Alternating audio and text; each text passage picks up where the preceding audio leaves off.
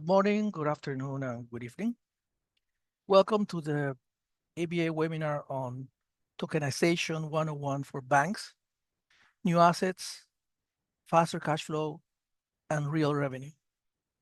We are very glad that you joined this important session today because banks across Asia are closely watching the rise of tokenization, spanning bonds, real estate, and trade finance. Yet many remain uncertain about where to begin.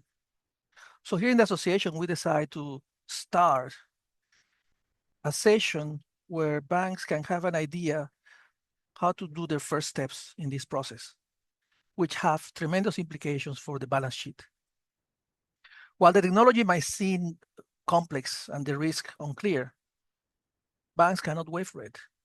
Already in many parts of the world, tokenization is happening, and it's incumbent of all the banks to take this kind of session, educate their workforce, and probably create a business unit to start handling these new operations. Early adopters are already realizing tangible benefits. I'm talking about profits, new revenue, faster settlement cycles, access to previously illiquid assets. You know, real estate, if it doesn't sell, the value is zero. With infrastructure mattering now, and regulators increasingly engage, and the fact is that we have many regulators in this session, Philippines, Taiwan, and I think I noticed some from Sri Lanka as well. So the market is now awakening to this new situation where we have to take actions. And I'm presenting today two experts that will give you the guidance and the first steps that you need to launch your new operations. So to start this webinar today, we are going to present two experts, as I mentioned before. One is Julia Chin, who has been working with ABA in many aspects of compliance. She's the CEO of J4 Solutions. Julia has a long experience in compliance and have worked in so many countries all over the world. Middle East, we can count UAE, Oman, Jordan, Lebanon, Qatar, others. In Africa as well, Tanzania, Nigeria, South Africa. In Asia, we have from Singapore all the way to Cambodia, Bhutan, Brunei, Indonesia, Taiwan, Thailand, all in the aspect of compliance and working with some very famous banks such as Standard Chartered and HSBC. On the other side, we have the young side, the new aspect of the business, which is Ian Lee, a very young guy with a long experience, in fact, because we have this conversation before the session, a long experience in this new business. Ian is part of the founding team of a Merkle Science based in Singapore, and he is leading the strategy, product strategy. Merkle Science is a blockchain analytics firm that supports public and private sector organizations around the world with crypto tracing, compliance, and risk analysis. He's a qualified lawyer. Ian previously worked in capital market industry, so he knows the capital flows and the impact of this new technology in how banks can benefit. And right now, he also is the president of the Institute of Blockchain, a social enterprise focusing on blockchain education and certification. Previously sat on the ISO TC 307, Blockchain and Distributed Ledger Technology Standard Technical Committee. So we have two experts here that I hope during the session will give you clear guidance on this process. At some point, I have seen the presentation, at some point it might be technical, but I think it's important that you follow up. You issue your questions at the end of the session. We'll try to answer them. And if you need more information about these subjects, please in the Q&A box or the chat box, issue your comments and what you need. If you need more education about this subject, about blockchain and all these kind of issues, the association is here to help. So now, concerning the agenda today, we have a little change. First is me with the welcome remarks. Second, we will have the opportunity presented by Ian Lee. And then the second part will be the safeguards, risk and compliance, presented by Julia. And the third part will be the challenges, where the three of us will be on screen. We'll be discussing the challenges of the subject. I'm just a moderator.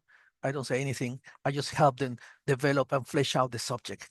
So without much delay, I think I would pass the controls to Ian. And Ian, please, it's your show now. Hey, Mig. Thanks so much for the kind introduction and the opening remarks. Hello, everyone. My name is Ian, and as introduced, I'm currently the head of product here at Merkle Science. I do want to thank the ABA for inviting me and giving me this opportunity to present. And I'm very happy to share my experience and knowledge with everybody on the call. And I'd be happy to spend the next 10 to 15 minutes with everybody, um, just sharing a little bit about what tokenization is, its impact, and some of the use cases for real world assets. You might have heard in the welcoming remarks that part of my background is as a previous lawyer where I specialized in the capital market space, and it was actually during my time as a capital markets lawyer that I was first exposed to the concept of tokenization. For those of you who deal with securities, which I'm sure there's a lot of you, everybody's familiar with how the stock market works. It's great, but we live in such an international and global world today that it's always struck me as a little bit strange as to why isn't the stock market 24/7, right? Why does it only adhere to certain operating hours? Why can't we have a 24/7 exchange? And that was actually one of the first things that got me interested in tokenization. Hey, can we build a system for transactions and trade that sits on a platform that is not governed or controlled by any central system, which will allow for 24/7 operation, right? And that's really one of the benefits of tokenization, which I'll get into in a second.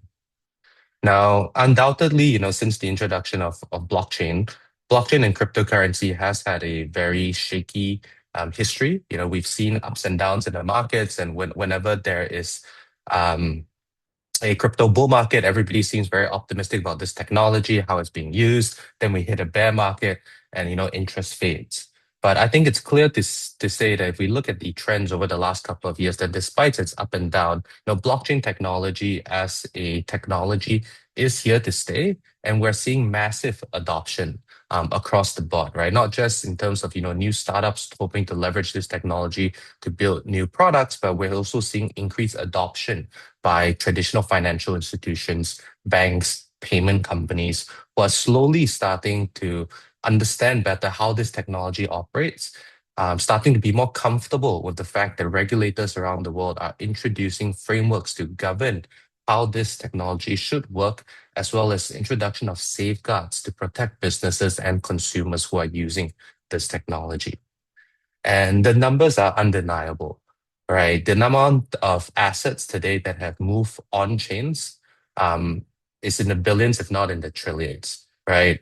Even if you ignore, the crypto space and just look at, the stablecoin industry, which is arguably the biggest example of tokenization of real world assets, we can already see that there are billions of dollars that are issued on blockchain. Now, for those of you who are unfamiliar with this term, stablecoin, stablecoin is basically a cryptocurrency that was issued that mirrors, or rather that represents one fiat dollar. And so this could be, one US dollar, one Singapore dollar. They are called stablecoins because these cryptocurrency prices, again, these cryptocurrencies are representations of a fiat currency. And so by that, because they're representation of fiat, they're supposed to have a very stable price. So examples are USDT, USDC, as well as in Singapore here, we have our own XSGD, right? But essentially, stable coins are just the tokenization of a dollar. So really, what is tokenization and why does it matter? Now, I could spend hours going deep into this topic, talking about it from business aspect, compliance aspect, technology aspect, but because we know we don't really have that much time here today, I'm just going to keep it quite high level. Now, very simply, when we think about this concept of tokenization, what we're really talking about is representing real world assets as a digital token on the blockchain. So if you think about it like that, it's actually not too complicated, right? It's just a digital representation of a real world asset on a blockchain. And you don't really need to know what a blockchain is right now. You can just focus on digital representation of an asset. Now, conceptually, if you think about it, this is not new to us, right? We've all kind of dealt with digital representations of assets for dozens of years. Every time you open up your banking app and you do an e-transaction, that's basically you transacting a digital representation of cash, right? Rather than giving somebody a physical $10 note, you are sending them $10 via your PayNow, your Payla, your bank transfer, right? That's a transaction involving a digital representation of cash, except that in that example, that cash is represented as tokens on the bank's system. Today, those of you who've traded shares, right? Whenever you trade shares in the stock market, do you actually receive physical copies of the shares? No, right? What you actually get is a digital representation of this cert, which is actually held by a central authority, right? So none of us are strangers when it comes to dealing with digital representations of assets. Tokenization is just taking this one step further, where instead of these digital tokens being controlled and issued on a central server that's controlled by, let's say, the CDP or controlled by a bank, these are digital representations of assets on the blockchain, which is an entirely new infrastructure and way of sharing information. And the benefits of issuing these digital assets on the blockchain is that they enable for faster settlement because it's issued on the blockchain. You no longer have to wait for the corresponding bank to confirm, for the CDP to confirm. Once a transaction is issued, the blockchain itself would verify that it's legitimate and settlement can be done instantly. The transactions that happen on the blockchain are also transparent. And so, from an audit and compliance perspective, you're really empowering financial institutions and regulators to have so much more information in order to do their analysis, both from a compliance perspective or from business analytics. And then there's also the added advantage of programmability, right? By issuing these tokens on the blockchain, you also introduce the possibility that you can program how these tokens interact. And this has great importance when we think about, how finance is going to change with the introduction of AI. And we'll talk about this in a little bit more detail later on. So when we think about tokenization, right, there are a couple of steps. The first is, identifying what it is that you want to tokenize, right? And the benefit of tokenization is that you really can tokenize anything.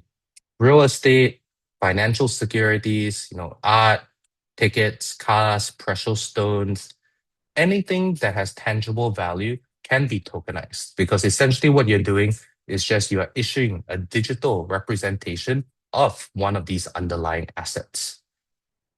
Once you've identified what it is that you want to tokenize, you then just have to figure out a way to verify ownership of that asset, right? Because if I buy a digital token that's supposed to represent art, how can I, as the buyer, be assured that I am actually taking ownership of the art, right? If we look at the context of, you buying electronic share certs, the verification is actually done by the CDP, right? You know that, hey, if I buy a share and I receive this electronic cert, CDP is actually verifying that the transfer is legitimate. They are updating the database on their side to say that I am the new owner. Once you've solved the issue of verification, it's then a matter of, okay, now choosing which blockchain platform do you want to issue your asset. And today, there are hundreds of blockchains that have been created. Most of you might be familiar with the more popular ones like Bitcoin, Ethereum, Ripple, Stellar, Binance, Smart Chain, and so on. But there are hundreds in the market. And the reason for there being so many is that a lot of them are designed or created for different specific use cases. And so the question that you might want to ask yourself when choosing one is, which suits my purpose best? Do I need emphasis on, speed? Do I need emphasis on throughput? Do I need emphasis on, low costs? Or do I have perhaps a high emphasis on security, right? Depending on, your use case, you would want to choose a blockchain that's most suitable for you. And then once you've done that, it's just a simple matter of issuing that digital token and having that token traded on a secondary market on an exchange, right? And today there are so many exchanges out there.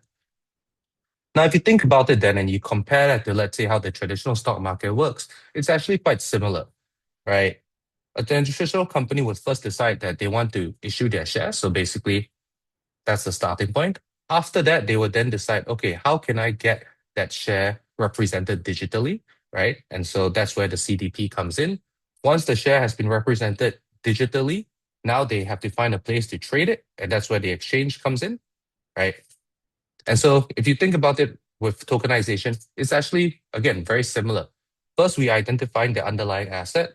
We then decide to convert it into a digital representation, and then we trade it. The key difference is that middle portion.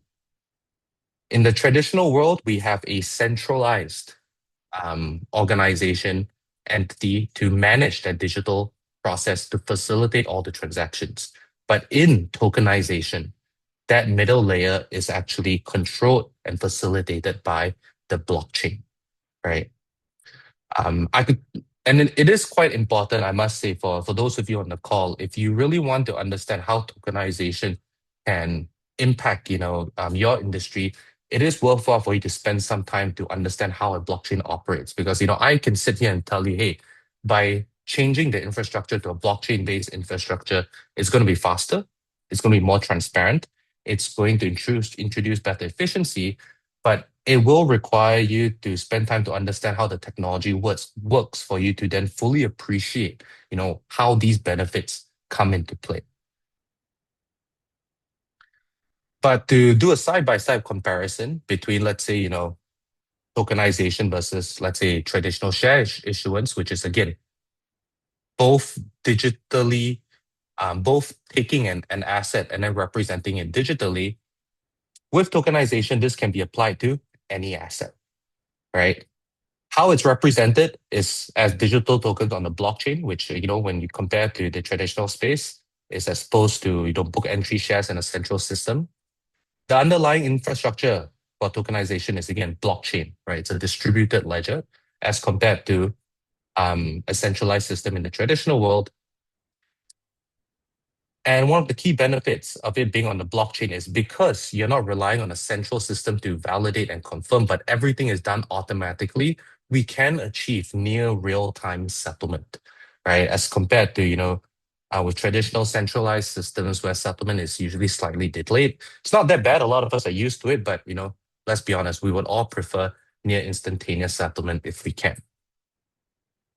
With tokenization as well, there's the concept of programmability, right? We can build in smart contracts, which are these automated computer programs that live inside the blockchain, which can automate how these tokens are transacted, right?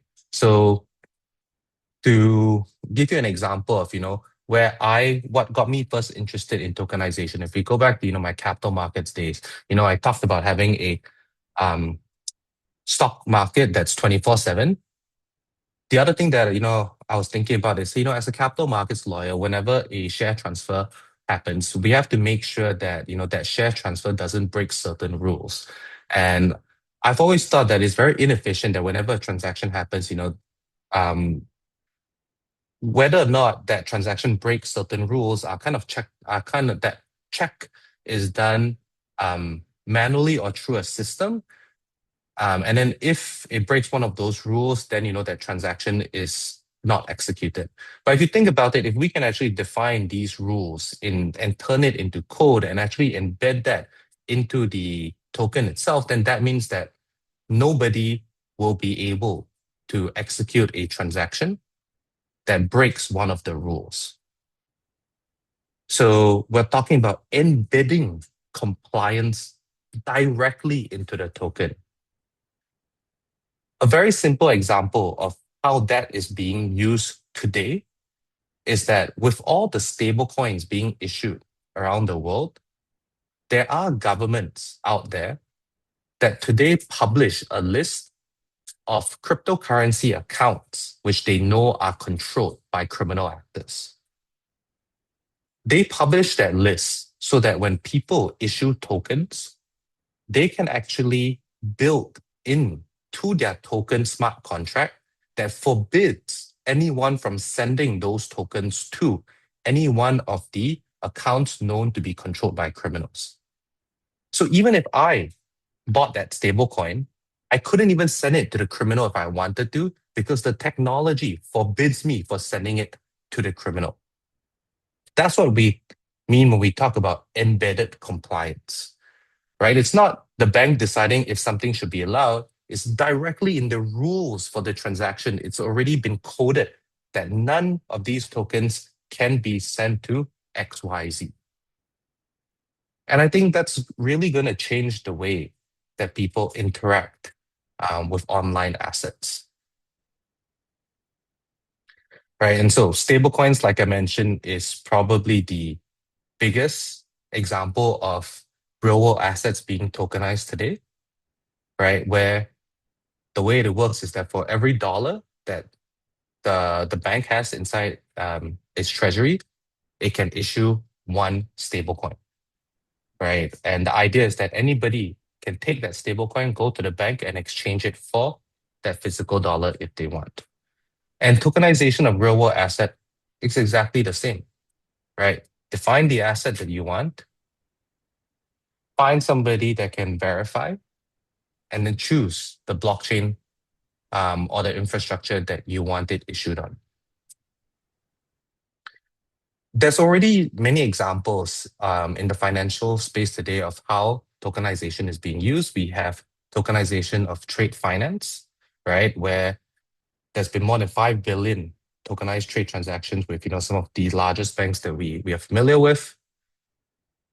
We see tokenization of deposits, real estate, funds. One of the benefit of tokenization is fractional ownership, right? Tokens can be denominated in any denomination that you want, which allows for fractionalization of any asset.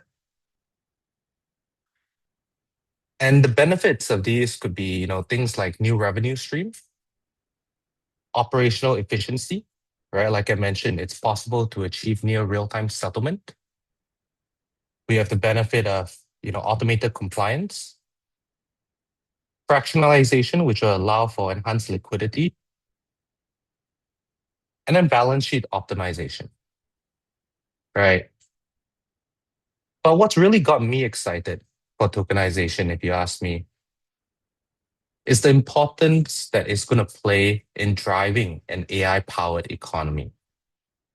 Today, every client that I deal with is asking me, hey, what's your company's AI strategy? What's your company's AI strategy? And we are increasingly relying on AI agents to automate a lot of what we do on a day-to-day. But one of the biggest challenges that AI agents face today is that they have no way to interact with real-world assets, which means that any interaction they have is indirect, manual, and fraught with friction, because the AI agent has to deal with a central agency, a person who then has control of real-world asset, which slows down the whole process.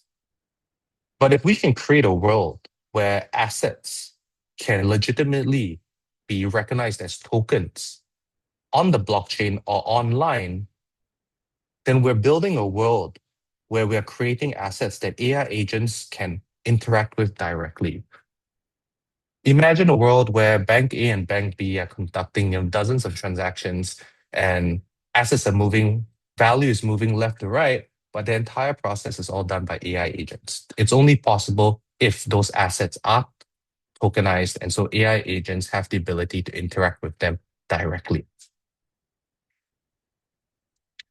And so when you think about implementing, or if you think about tokenization, there are three main things that I strongly recommend you consider. Number one is obviously any regulatory challenges, which my colleague Julia will talk about in more detail later on. There's the technology aspect, right? What blockchain you want to use. And then, of course, there's the risk and operational aspect. And the last thing that I want to stress, of course, is, when it comes to looking at tokenization, before you do anything, first and foremost, spend time educating yourself and your team. Too often do I see, companies jump into the idea of tokenization. They set up a working group made up of, heads of all the different departments without a clear idea of how tokenization is going to benefit them. So start by educating, the relevant team members in your organization. And from there, you think about identifying a narrow use case and then pilot it. Don't rush into it for the sake of doing so. Yeah. Okay. Thank you so much, Ian. And as we can see, the opportunities are clear. But with opportunities without safeguard is just exposure. So my question, if we decide to move forward, how do we do it responsibly? Okay. Thank you so much, Ian. And as we can see, the opportunities are clear. But with opportunities without safeguard is just exposure. So my question, if we decide to move forward, how do we do it responsibly? I'd like to use this analogy. Ian also highlighted on the need for education. So say, for example, I have 3 kids, so I've gone through this with when my kid wants to go into the water, they want to swim, and because they don't know how to swim, I keep them away from water. And so one of these days, without me watching them, they might actually be close to water, right? So what's the best and the safest way to do it is to teach them to swim. So that way I am more confident that they will not be afraid when they are near water, and I don't have to worry that if they fall into the sea, they will be able to swim. So that's all about that's how I would say is the analogy to real life situation where we want to teach people so that they can manage the risk properly. So Mick has already done the introduction, so I'm going to spare you the details. So, right. And what I'll say is that new rails, new risk. Tokenization doesn't give us a compliance holiday. The risks don't disappear, they just transform. The asset is digital and the obligations are still very real. Same risk, same rules, just different execution, and regulators are not going to say, oh, it's on a blockchain, so anti-money laundering doesn't apply. They expect us to adapt our frameworks, not opt out of the technology. So what does it really look like? So let's have a look at Asia. And the compliance landscape at the moment is where it's rather fragmented. Cross-border issuance is it equals to cross-border compliance complexity as well. So Hong Kong has just declared 2026 as the year of implementation, and they have issued billions of Hong Kong dollar in digital green bonds, and they're really serious about it. And back home where Ian and I are in Singapore, we have the Project Guardian that is advancing with tokenized fixed income, FX, fund management, and MAS is actively working with the industry. Japan is the quiet giant here. They amended the Financial Instruments and Exchange Act, FIEA, to explicitly handle security tokens. And MUFG's PropMed platform is the textbook example of a live bank-led tokenization network. In Malaysia, the Securities Commission Malaysia and specific sandbox initiatives like Project Juara, you can actually find out more. I think the Google will give you a lot of information about these areas as well. So, and here's the challenge. What's compliant in Singapore may not be compliant in Hong Kong. What works in Hong Kong will not or may not be working in Malaysia. So regulatory fragmentation is real. And if we are thinking about cross-border issuance, think about cross-border compliance complexity. We need to get that mapped out before we can move on. So the rules don't change. The execution does. So welcome to my anti-financial crime world. I always talk about that. So first is KYC. it doesn't go away. Traditional finance, you have KYC at onboarding. Customer walks in, you verify identity, done, and you do your ongoing monitoring, screening. Tokenized assets is slightly different. You need KYC at issuance and at transfer. Tokens move from peer to peer. The people who bought an issuance may not be the person holding it 6 months later. So we need to know who is the beneficial owner now. On-chain monitoring, similar to transaction monitoring, is still required, but now we are monitoring on-chain activity. Wallet screening, we still do sanction screening. Yes, wallet addresses can be sanctioned too. OFAC maintains a list, so do UN and the local authorities. So if your customer's wallet has interacted with a sanctioned address, you need to know, and that's on you. And that's where experts like Ian comes in. Obligation, STR, suspicious transaction reporting obligation, still applies. Okay, so then comes the next question. Every bank needs to ask, is your token a security? If it is, a whole different regulatory framework kicks in. And prospectus will be required, investor accreditation, disclosure obligation, the whole full suite. And one of the tests most regulators use as a starting point is the Howey test. Some of you might actually have heard it being mentioned in some of the, if you follow the US news. So the fun fact is that it comes from a 1946 US Supreme Court case involving orange groves in Florida. The buyers purchased land they had no intention of farming, relying entirely on the Howey company to harvest and sell the oranges and mail them a cut of the profits. So the Supreme Court ruled investing money in a common enterprise, expecting profits from the efforts of others, is security. Now, fast forward to today, is that regulators apply that exact same test to self-executing code on blockchain. If your token relies on a central team to generate yield for investors, we may be issuing a security. Then comes this part. Remember, Howey is a US law, a reference point, not universal. A token classified as utility in Singapore might be a security in the US. Same token, different jurisdiction, different rules. So always get legal advice on each one. Don't assume. Next comes the smart contract. Ian mentioned about the smart contract and compliance being embedded within it as well. So smart contracts is where technology meets legal risk.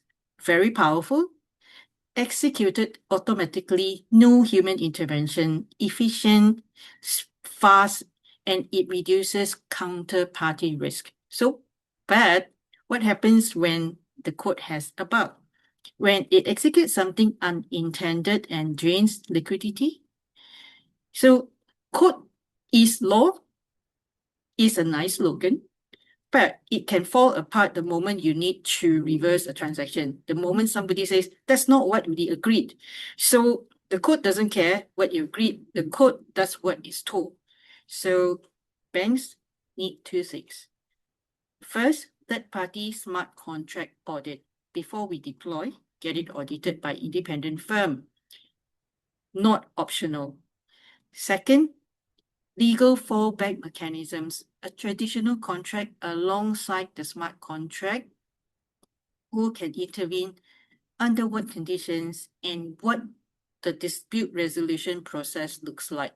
The code is the execution layer, the legal wrapper is the protection layer. So don't ever assume one replaces the other. Yeah, it is quite an interesting thing to study about this smart contract. And then next comes custody. In traditional finance, very straightforward, because securities held at a custodian, clear rules, clear protection. In tokenized assets, custody is existential. Who holds the private key? Lose them, lose the asset. I think some of you might have heard about or read about this guy who went and bought to try to get access to the landfill to find his whatever that thing that is holding his Bitcoin. So anyway, that's another story for another time. So basically, question, self-custody or third-party custodians. Most banks will use third-party. And then the question to ask is the custodian qualified? Regulators across the world are defining what qualified means. So we need to make sure that our providers meet the standards as rules evolve. Proof of reserve. Can our custodian prove in real time that they are holding what they claim? After FTX, as we were talking about it just before we started the webinar, is that this is no longer optional. Client will ask, regulators will ask, trust us is no longer an answer. Segregation of client assets. Commingling is a serious offense. Same principle, amplified risk. So when everything lives in a wallet, lines get blurred. Client assets must be strictly walled off from the custodian's balance sheet. So that's one of the interesting things to look out for as well. Operational risk framework. So this doesn't go away. This is where our traditional risk framework needs to expand.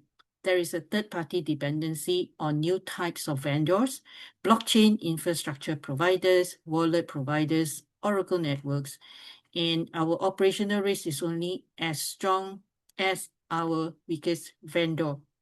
Oracle risk is interesting. It feeds real-world data into smart contracts. So say when you have a tokenized bond that pays interest based on a reference rate and Oracle provides the rate to the smart contract. What if the Oracle is wrong? What if it got manipulated? What if it goes offline? The smart contract doesn't know the difference. It executes based on whatever data it receives, garbage in, garbage out at blockchain speed. Next, just as important, business continuity. What's your disaster recovery plan if the blockchain goes down? It's rare, but it happens. What if there's a fault? What if custody provider is compromised? What if there's a major hack? These are not theoretical questions. They're scenarios we need to document answers for. So our PCP needs to have a blockchain chapter. Okay, so then comes internal readiness. Remember, we were talking about the learning to swim. If we don't know the product, we won't be able to manage the risk effectively. So this is where most banks underestimate the amount of work required. We need to consider the 3 lines of defense. There will need to be new operational skills and workflows, new risk frameworks and real-time monitoring needed, different systems altogether, although the principles remain the same, and new technical audit capabilities and tools as well. So, and on that is also to consider governance. Who approves tokenization initiatives? This can't be sitting in one silo. We need to have cross-functional oversight. We need to have all of that on the table. And at the beginning, not consulted after the fact. And the banks that get it right will build the capability before they need it. And the banks that get it wrong will be scrambling to catch up probably after something goes wrong. So I want to leave you with something practical, which is a checklist. Some questions to ask before you tokenize anything. Number 1, regulatory mapping. Have we mapped the exact regulatory requirements to every jurisdiction where we will operate? Number 2, do we have a robust legal wrapper for our tokens? Number 3, anti-money laundering, counter-financing of terrorism controls. Are our KYC, transaction monitoring, and sanction screening processes successfully adapted for on-chain activity? 4, custody solution. Do we have a qualified institutional custodian integrated? Is there proper segregation of duty? And 5th is internal capability. Do we have the right resource, governance structure, and updated policies to manage this responsibility? And so, the one that I would say is that if we can't answer yes to any of the questions, or if we miss out one of the question, we are not ready. Okay, so new rails, new risk, same responsibility. Tokenization is coming. That's not a question anymore. The question is whether we are ready when it arrives. So start with the checklist, build the cross-functional teams. Don't wait for perfect regulation. It won't be coming anytime soon. Start learning now, because the banks that move early, thoughtfully, compliantly, will define how the industry evolves. And the ones that wait, they will be playing catch up later. And before I close, I want to bring this back to you personally. As you return to your desk, ask yourself 3 questions. 1, what does it mean for my career? What's in it for me? The answer could be that, the professionals who understand both traditional finance and digital assets will be the most valuable person in the room. That intersection is where the opportunities are. 2, what should I do starting Monday? You don't need to become a blockchain expert overnight, but you can start. Read 1 white paper, attend 1 webinar, attend another webinar, ask 1 question in your next risk committee meeting. Small steps, 1 step at a time. 3, the core imperative is the continuous learning and the preparation. This space is evolving very fast, faster than any regulation can keep up with. The only sustainable advantage is staying curious, keep learning, keep asking questions. The staircase is in front of you. The question is whether you start climbing. Okay, thank you for the 2 presentations. A lot of information, heavy conversation, serious conversation, and the learning curve could be daunting, but we have to start. And that's why we created this webinar. Bankers, you need to start in this new journey. And as Julia just mentioned, some of you here in the audience will be the ones taking the lead in your institutions. And I'm very glad that all of you participate. Now, let's go to the 3rd part of the presentation today, where we are going to discuss the challenges. Here in the audience, we already have several questions that kind of match our original plan. And I want to start with one that is very practical, one question that is very practical. It says, where do we start? Okay, so many banks in our network say that they are interested in tokenization, but they don't know where to start. This is the first step here, okay? So what would that be? And what is the most common mistake that you see banks committing in this early stage? I don't know, who would like to take this? I can start. So I think it's a very good question, right? And I think the first step is always education, right? Because as much as tokenization is sounds very techy, the first step isn't really a technology decision. I feel like it's a clarity decision, right? Before any organization gets into it, they first need to identify a specific problem which they think tokenization can solve better for them than anything else they currently have. Right. I think, when blockchain and crypto and tokenization became first popular, too many companies simply jumped into the space simply for the sake of being in the space. And what that meant was that, they were kind of forcing the technology to be used in areas that didn't yield the most benefit. And this actually had a detrimental effect to the industry as a whole, because, when they look back, they're like, hey, actually, why did we do this? Right? It didn't really actually give us the benefits that we expected. And that's simply because, they adopted the technology for the sake of adopting it. So I think the first step is education. You need to really educate the necessary departments within your organization. And it's only when they understand how the technology works can they actually propose meaningful use cases. Although, in my presentation, I said that, tokenization can really benefit many different areas, the reality is that when it comes to making a business decision as to how this technology can disrupt different use cases, it's not a matter of, is there going to be value? There is going to be value, but is the value justified?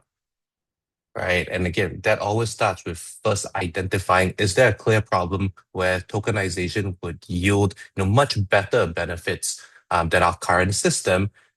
And then you start from there and figuring out, what are the steps it'll take to implement it, rather than just starting with, I want to do tokenization, but I don't know what. Yeah, I echo in on the education part. We have to start the education and to be mindful that this is actually not a technology project. Never treat it as a technology project. It's not. It's actually a business transformation that happens to involve technology. So I think one of the things is actually to not just get launched with a pilot, but to build internal understanding. They can hire a vendor and spin up all this proof of concept and then realize that our compliance team doesn't understand it. Our legal team cannot sign off and things like that. So I'll say before we start anything, to invest in literacy, get our key stakeholders, risk compliance, legal operations, not just IT, into a room, make sure everyone understands the basics. And to start as simple as, what is blockchain, right? Not everybody, we can't take it for granted that everybody knows what blockchain is. Yes. Going back to these baby steps, can people in the audience can contact you in case they need some guidance or some advice in this process? Absolutely. Good, because I got some requests already. Now, let's go to the second part, which is the regulatory fragmentation, because banks, they cannot move a finger without some approval. And fortunately, we have some regulators in the audience, but the fact is that this is a very tight operation.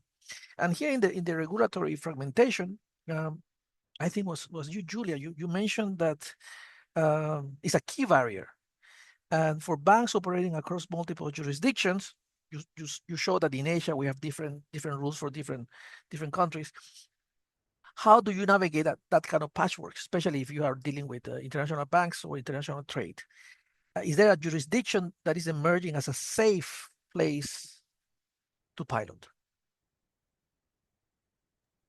Maybe I think I will start with saying this is that there's still a lot of uncertainty, or rather, different regulators have different views about what it means, what tokenization means. And so, just as an example, it was just maybe a couple of years back when I don't know how many here in the audience actually know what travel rule means.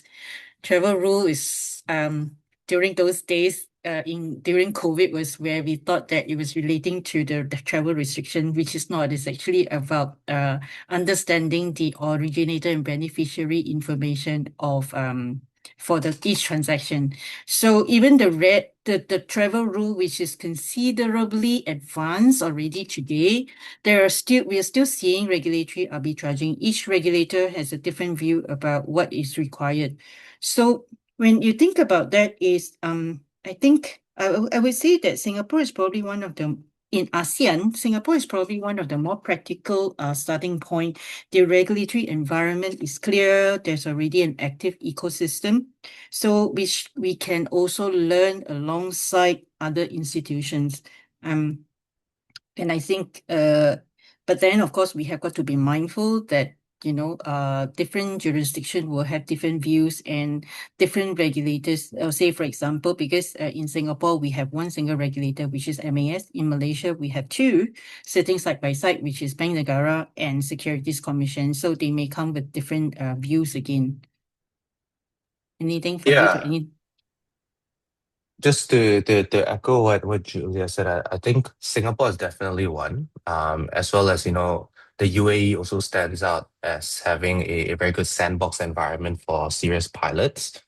I know the EU's MiCA framework is also bringing some clarity for people who want to operate in Europe. And then, of course, Switzerland has always been a great jurisdiction for asset tokenization. What I do want to say, though, is that if you're a bank operating across jurisdiction, don't wait for global harmonization, because it's unlikely going to come anytime soon. A good example, like Julia mentioned, is the travel rule, right? Travel rule was proposed by the FATF right, as a way to bring some compliance and transparency into the Web3 space, which requires all transactions to exchange originator and beneficiary information like the SWIFT.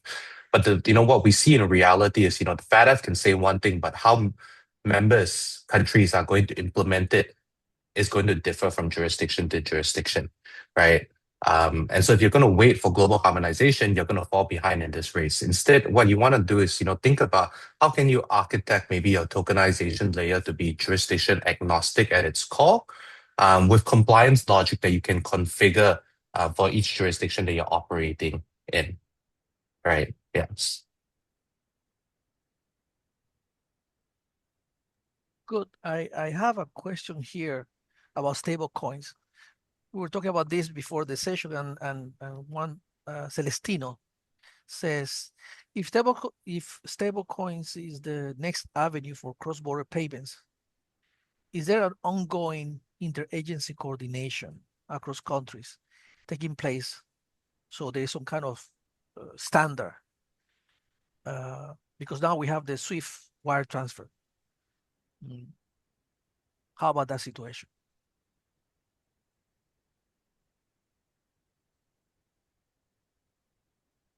Any interagency coordination, because SWIFT is a code for among all the bank members.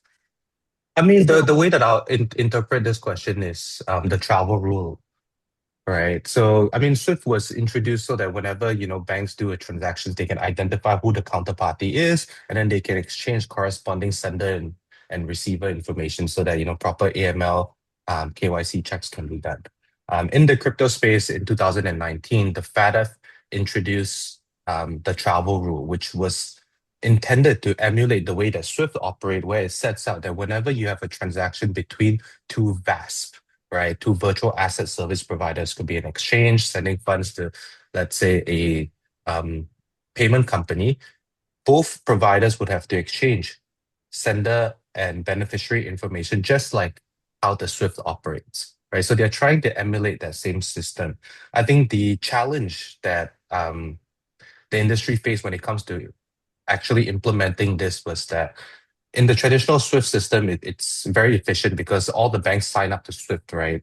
That is the intermediary agency that's in charge of facilitating and connecting all these banks. But when the FATF proposed the travel rule for the Web3 space, they didn't name any authoritative agency to be that intermediary to facilitate transaction. And so what you ended up with was a bunch of private sector companies who all came up with a solution which they think is the best, but was not interoperable, right? On top of that, what also happened was that not every single country, but a lot of countries interpreted the travel rule differently, where they may set different transaction amounts. One country may say, any transaction above 1,000 requires travel rule. Another country could say any transaction above 2,000 requires travel rule. But what happens now if there's a transaction between those two countries for 1,005, where in one country there is a requirement to exchange information, but on the other side there isn't, right? And for a lot of these reasons and more, that kind of made it difficult for the industry as a whole globally to adopt the travel rule because of all this uncertainty in terms of how the information should be transacted and how different countries should adhere to the rule. So there is definitely effort made towards solving this problem, but the industry is still figuring out the exact execution.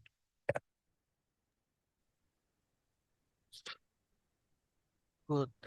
We have another question here. Is the SWIFT UETR a tokenization? That we have that question in the chat box.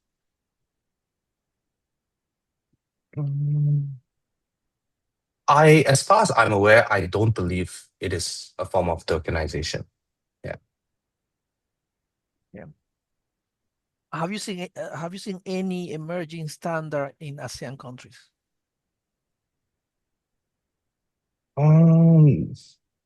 Not really. I mean, I've seen some organizations come up with standards in terms of how stablecoins should be issued, but none of this has been adopted on a global scale. I think at the moment this is still fairly new, right? There hasn't been a global consensus as to how this should operate, especially since the way that stablecoins are regulated in different countries also differ quite significantly. But that being said, I do think that a lot of the world is taking reference from the Genius Act that was passed in the US. I mean, with the US moves the US dollar onto the blockchain, then the rest of the world cannot ignore that, right? And so we are seeing, I think, a rush for countries around the world outside the US to introduce their own version of stablecoin, which would then allow them to interact with the US stablecoin.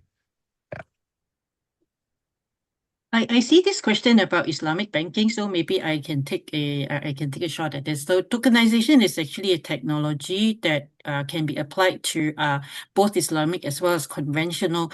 I don't know who the person who asked the question is from, but you might want to also check follow the Bank Negara and Securities Commission Malaysia. They are actively looking at digital asset innovation hub in ensuring Sharia compliance as well as operational readiness. And there are already tokenization being applied to Murabaha and Ijara, so using smart contracts. So something to also look deeper into if there's any interest in actually applying that to Islamic banking. Listen, I want to go back a little bit to the beginning because the learning curve here is steep. Yes. And I have a question here that I think already some people cannot touch in the conversation. It says, we hear a lot about the technology gaps, and what about people? Do banks have the talent to execute, to tokenize? And if not, where they should be investing, training or partnering? Or what's your recommendation on this? No, I agree. I think honestly, the talent gap is probably more dangerous than the technology gap, right? Because it's less visible. And today, with how the industry has matured, you can actually buy a lot of the technology that you need, right? You can buy an exchange, you can subscribe to a custody provider, right? But what you can't buy is institutional understanding of how blockchain-based settlement is going to interact with your existing, risk framework, right? And so, what we see working is maybe a deliberate combination of all three. You want to hire for strategic leadership. You need people who's actually shipped tokenized products before and not just read about them, right? Because, the practical experience here is invaluable.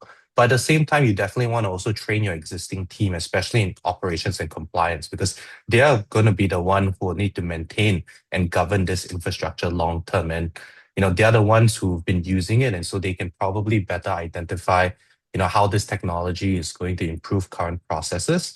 And then finally, partner, right? Not everything needs to be done in-house. Like I said, there are so many service providers today that can help you from the technology side, from a consultancy side. And with you wanting to move quickly in today's space, I think choosing the right technology partner will really just accelerate your learning curve. Yeah.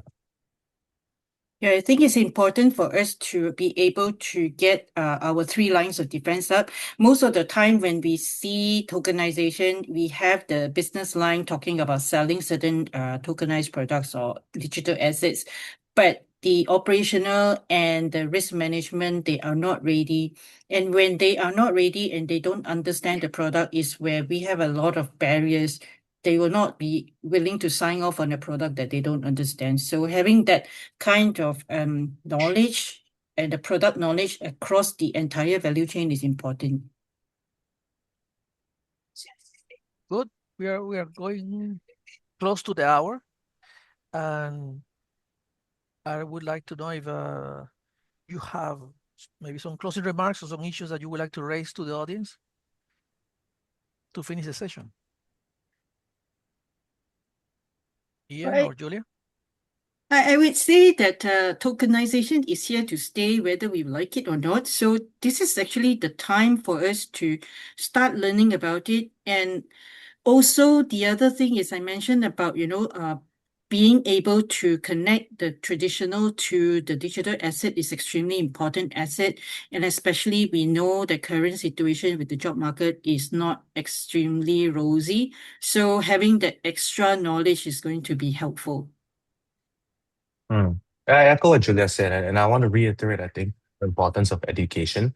This is a new technology at the end of the day. And, yes, there's a lot of perceived benefits, but I think what's really exciting about this technology is that it does have the potential to drastically transform the way that of existing processes work. And unless you really understand how the technology works, you won't be able to come up with these new transformative ideas, right? So if you have the time, do go beyond just a surface level understanding of the technology. There's a lot of good free and paid resources online.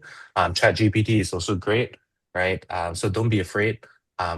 Consume knowledge. And if you have any questions, there's a lot of people in the industry, myself, Julia, Meg, will be happy to engage with you. And with that, my friends, thank you very much.